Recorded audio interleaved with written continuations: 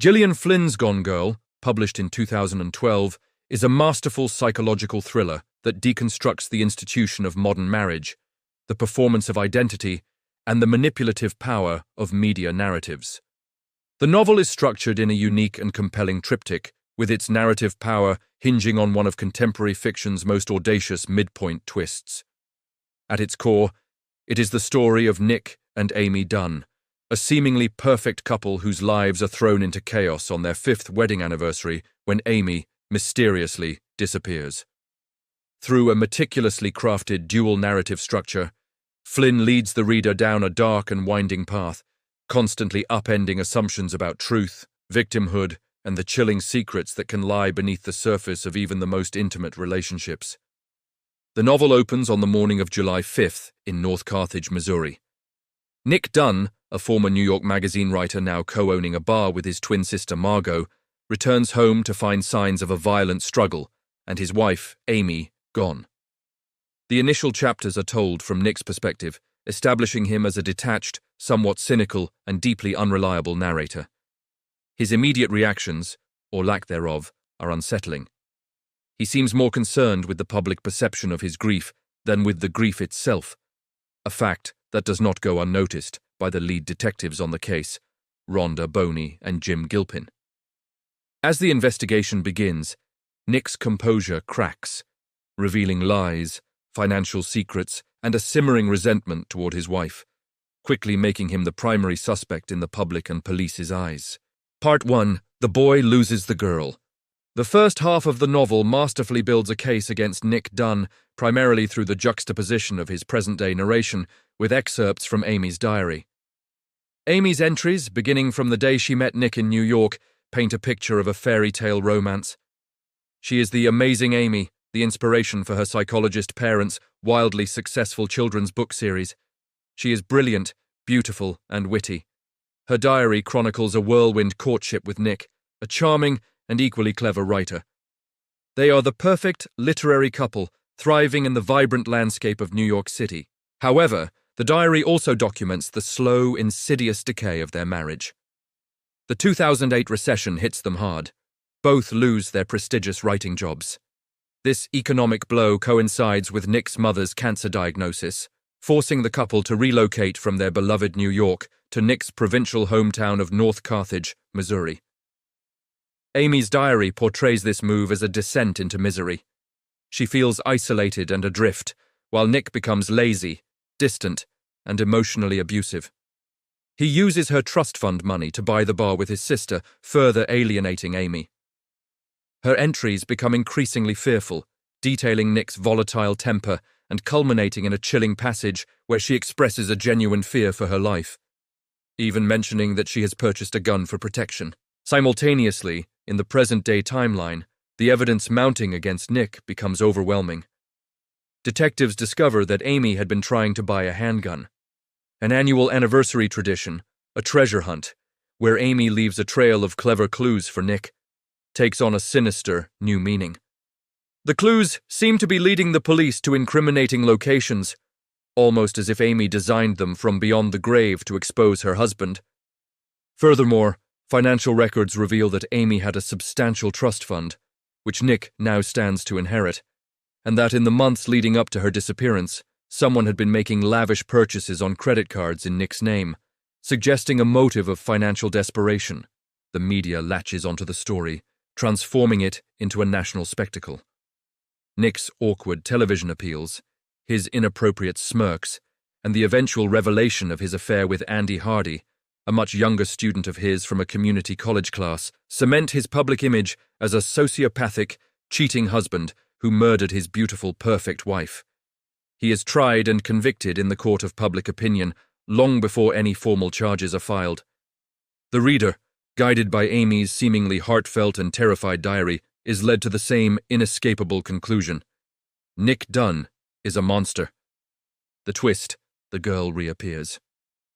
Just as the reader's condemnation of Nick reaches its peak, Flynn executes the novel's seismic twist. The narrative perspective shifts abruptly and shockingly to Amy, who is alive, well, and in hiding.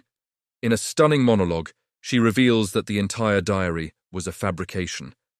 a meticulously crafted work of fiction designed to frame Nick for her murder as the ultimate punishment for his infidelity and for destroying the idealized version of herself she had created for him. This section reveals the real Amy Elliott Dunne, a brilliant, narcissistic, and deeply sociopathic perfectionist. She is a master of manipulation, having spent her life competing with the fictional, amazing Amy of her parents' books. Her central thesis is the cool girl monologue, a searing indictment of the persona she believes modern men want women to adopt. The cool girl is hot, loves football, plays video games, drinks cheap beer, and never gets angry or demanding. Amy admits she played this role flawlessly for years, but when Nick stopped appreciating her performance, when he became lazy, cheated, and dragged her to Missouri, her rage solidified into a cold, calculated plan for revenge. Amy details her year-long preparation for her disappearance. She cultivated a friendship with a pregnant neighbor to steal her urine for a faked pregnancy test. She manipulated her diary entries, planting details that would later be corroborated by manufactured evidence. She used Nick's computer to research how to get away with murder. She splattered her own blood in the kitchen and orchestrated the scene to look like a violent abduction. She drained their bank accounts and embarked on a new life. Funded by cash she had methodically siphoned off, relishing the thought of Nick on death row for a crime he didn't commit. The treasure hunt clues were not breadcrumbs leading to her killer, but a final cruel game designed to humiliate him and lead the police right to the motive. A box in his sister's woodshed filled with the luxury goods and pornography he supposedly bought, solidifying his image as a degenerate. Part 2. The Game Changes. The second half of the novel becomes a high-stakes chess match between two deeply flawed and manipulative individuals. Amy's plan, however, begins to unravel. While hiding out at a remote campground in the Ozarks, her carefully hoarded cash is stolen by a pair of fellow drifters she naively befriends. Stripped of her resources and anonymity, she is forced to improvise. Her desperation leads her to seek refuge with a figure from her past, DZ Collings, a wealthy and obsessive ex-boyfriend from her boarding school days whom she had previously accused of stalking. Meanwhile, Nick, with the help of his sharp-witted sister Margot and a high-profile defense attorney named Tanner Bolt, begins to fight back. Tanner is a specialist in defending men accused of killing their wives, and he understands that the battle must be fought not in the courtroom, but in the media. He coaches Nick on how to project an image of a flawed but repentant husband who desperately loves his missing wife. Nick must learn to perform contrition and grief for the cameras. He agrees to a tell-all interview with a major television personality, where he will confess to his affair and beg for Amy's forgiveness, crafting a new public narrative to counter the one Amy so skillfully created. Watching Nick's televised performance from Desi's isolated lake house, Amy experiences a profound shift in perspective. She sees in Nick's manufactured remorse the man she originally fell in love with, or, more accurately, the man she wanted him to be. He is playing a part, just as she did, and he is playing it brilliantly. Her plan to see him imprisoned no longer seems as appealing as the idea of reclaiming control over him. She realizes that Desi, with his suffocating affection and controlling nature, represents a different kind of prison. A new, more audacious plan begins to form in her mind. She will return. Part 3. The boy gets the girl back. To facilitate her return, Amy must create a plausible story for her absence. She begins to meticulously stage a scene at Desi's house, making it appear that he kidnapped her and held her captive. She injures herself, starves herself to appear victimized, and films herself being forced into sexual acts. The climax of her plan is the brutal murder of Desi Collings, during what she stages to look like a violent sexual assault. She slits his throat with a box cutter, covers herself in his blood, and walks out of the house to be rescued, a triumphant survivor. Amy returns to Nick as a national hero, the resilient victim who escaped her captor. The media frenzy reverses instantly. Amy is celebrated and Nick is absolved, now seen as the loyal husband who stood by her. Nick, however, knows the truth. He is horrified and disgusted, trapped in a public relations nightmare. He sees the monster his wife truly is, but he is powerless. Amy has won. The world believes her story, and any attempt by Nick to expose her would be seen as the cruel lashing out of a proven liar and adulterer. The final section of the novel details their chilling new domestic reality. They are bound together by a web of lies, their marriage now a grotesque performance for the public. Nick secretly writes a tell-all manuscript exposing Amy's crimes, planning to reveal it and finally free himself. But Amy discovers it and reveals her final, inescapable trump card. She announces that she is pregnant. She used sperm Nick had deposited at a fertility clinic years earlier to inseminate herself, ensuring that he can never leave her. To abandon his pregnant, traumatized wife would make him the world's biggest villain, and more importantly, Nick cannot bear the thought of leaving his child to be raised alone by a sociopath. The novel concludes with Nick deleting his manuscript, resigned to his fate.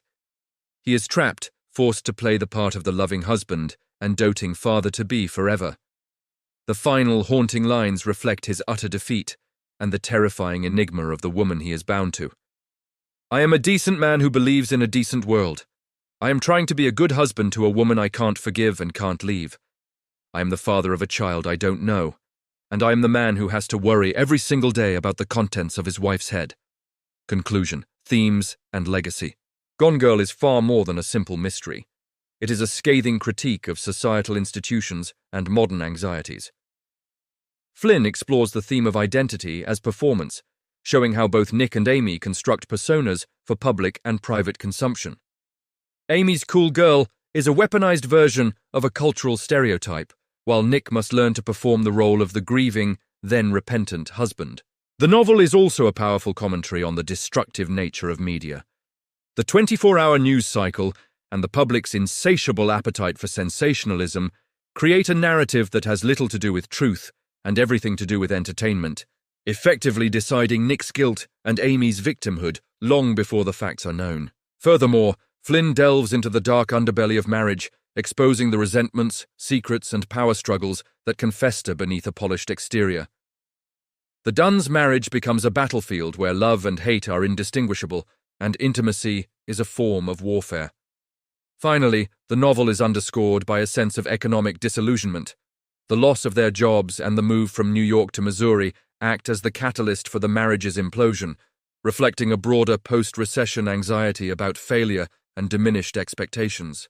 With its unreliable narrators, shocking plot twist, and bitingly cynical tone, Gone Girl redefined the modern psychological thriller, leaving readers with unsettling questions about trust, truth, and the terrifying possibility that we may never truly know the person sleeping beside us.